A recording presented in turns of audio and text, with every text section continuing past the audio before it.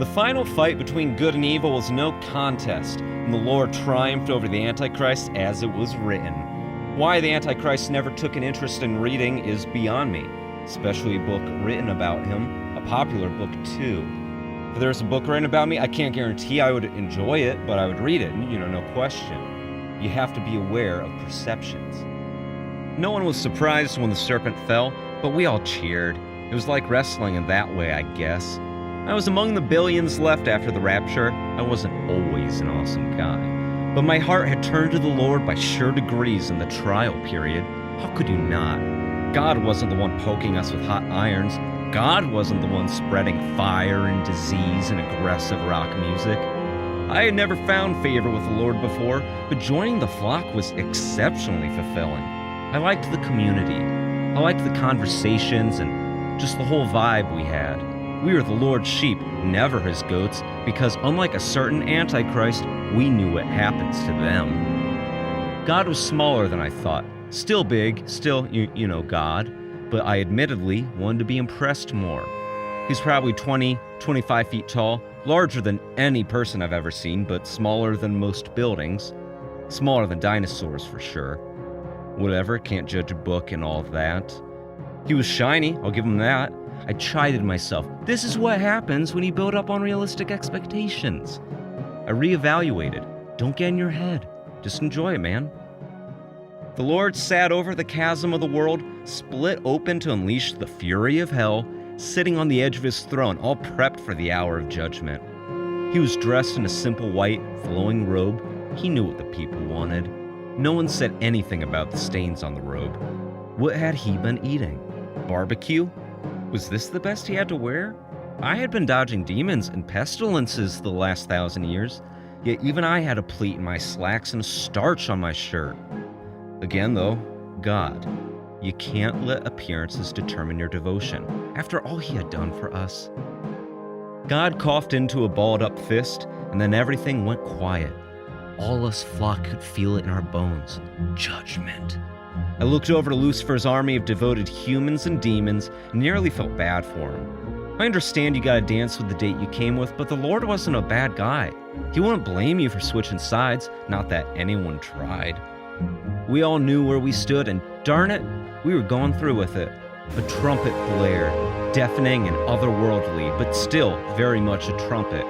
Trumpets transcend. God's arms, each as long as a Jeep Cherokee, raised high into the air, held together like he glued them or something. Then, the left hand swept to the side, and with invisible force, the armies of evil and their followers were swept over the chasm of the worlds, just floating there. No one cheered, but we all wanted to. The goats divided from the sheep. It was happening. We knew we were the sheep, but seeing it happen for real was a welcome sigh of relief. My anxiety shivered up my spine and left out the top of my hat. You are the goats, the Lord said to the masses floating over the scorching chasm. Voice more on the tenor side than I'd prefer.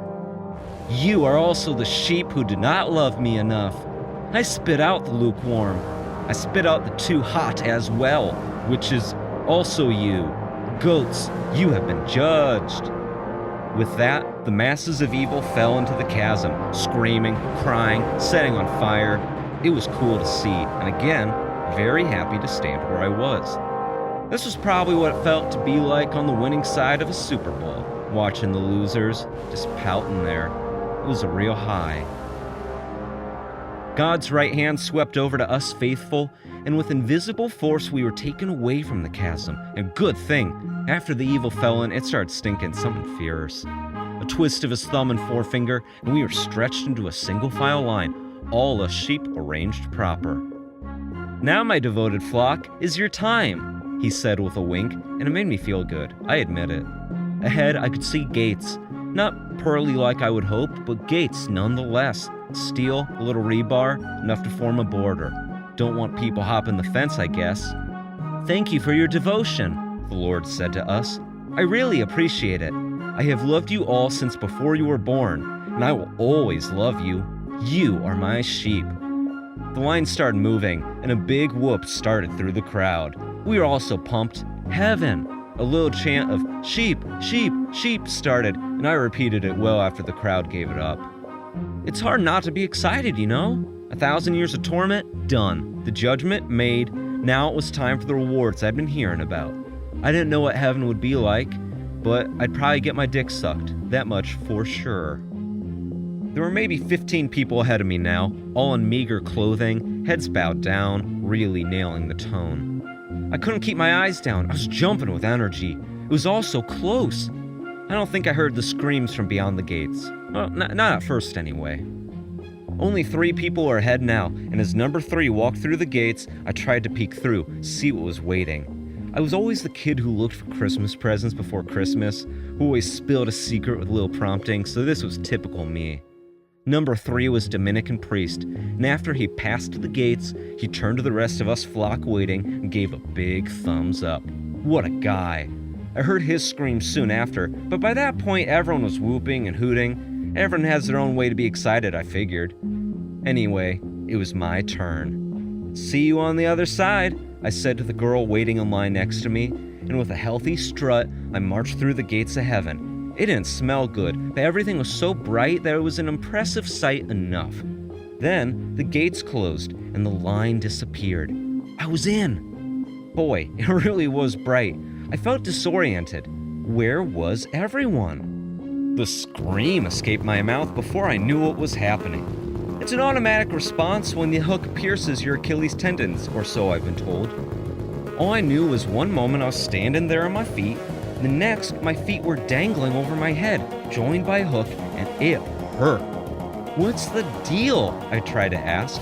But before I could, a chunk of gears whirred, and I was whipped down a white, fluorescent, noisy corridor. It's hard to make out the world upside down, but I could see large devices of electric whirring and crimson splattered chrome all waiting ahead. I wasn't sure what they did until the first one whirred a stinging blade into my chest and split me from groin to ribs. Guck! I whimpered, then ugh and oomph as a gloved hand reached inside and pulled out my unnecessary organs. My bladder splashed into a black plastic bag with all the other bladders, and my intestines were strung up on hooks near other dripping guts. I got a look at who pulled out my innards, and it was a glowing man, fully nude but with no genitals. An angel, I marveled. My first angel. I whizzed down the line, still conscious. Next, blades entered my back and carved out my buttocks. By this time, I was really screaming, loud too. What was this all about? I was upset, but more than anything, I was confused. It wouldn't be so bad if they would at least tell us what was happening. I looked for a sign, but unless they hung it upside down, it really wouldn't do me much good, now would it? Finally, a device sheared a wire under my scalp like a cheese cutter and slicked my hair off my skull in one jagged motion. Oof! I gasped. The hooks in my ankles swung me to the end of the line, where another angel slit my ankles, gathered my still-conscious husk and rubber-gloved arms, and dumped my gutsless body in a pile with others. They were groaning and squirming, which made them much more uncomfortable.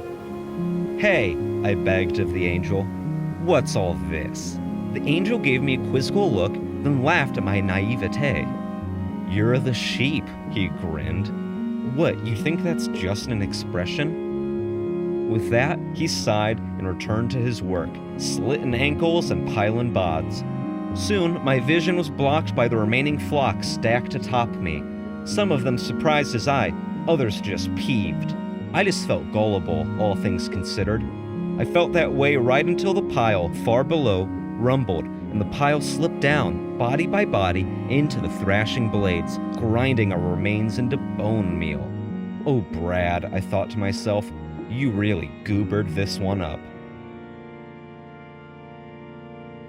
Later that night, in the cool air of the Lord's dining room, the Lord tucked a napkin into his robe and sharpened his knife against his fork.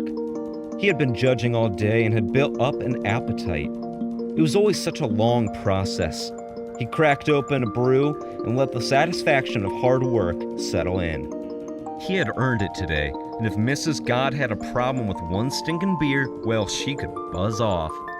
He didn't necessarily enjoy slaughter, but it's why he made the humans, wasn't it? It felt good to raise a flock, to love a flock, and be loved by it. He gathered a bite on a massive fork, a bush of steamed cauliflower, a wheelbarrow of rice, and a whole leg of human mutton, and fed it into his hungry mouth. He chomped his teeth, each one as large as a playing card, into the flesh of his hard-earned crop. He exhaled at the succulence. Whoever said it was right. Meat tastes better when you know where it came from.